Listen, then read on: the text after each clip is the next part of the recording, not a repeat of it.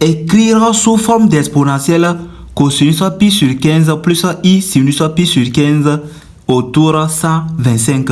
Alors la question c'est d'écrire sous forme d'exponentielle, c'est-à-dire on nous demande de réécrire cosinus pi sur 15 plus i sinus pi sur 15 expo 125 sous la forme de exponentielle, c'est-à-dire r expo i θ. Donc on va réécrire ça sous cette forme. Déjà ici on a une forme qui est trigonométrique, d'accord?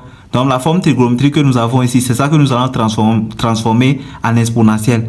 Maintenant, comment nous allons procéder? On a cosinus pi sur 15 plus i sinus pi sur 15 expo 125. Donc nous allons utiliser la formule de Moivre qui dit si nous avons cosinus de θ plus i sinus de θ expo n, d'accord? Cela revient à dire que quoi? Ça nous donne cosinus de n θ plus i sinus de n θ. Donc c'est la formule de Moivre, d'accord? Maintenant, qu'est-ce que nous allons dire ici d'après ce que je viens de dire?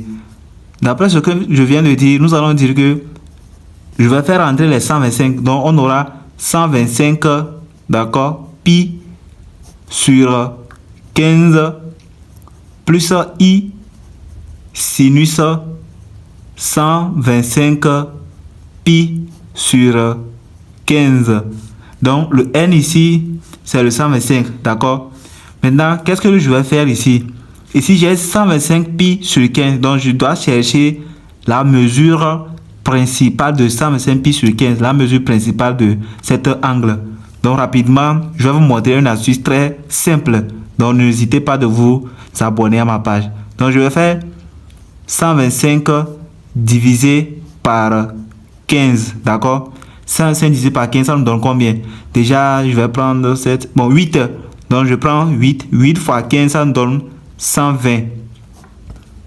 Donc 125 moins 120, ça reste 5, d'accord?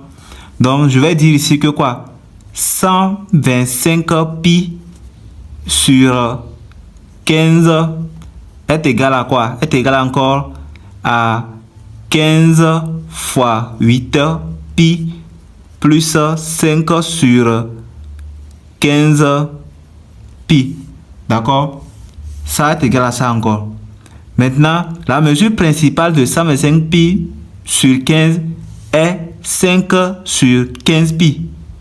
D'accord? Est 5 pi sur 15, pardon. Donc, qu'est-ce que je vais faire? Je vais faire cosinus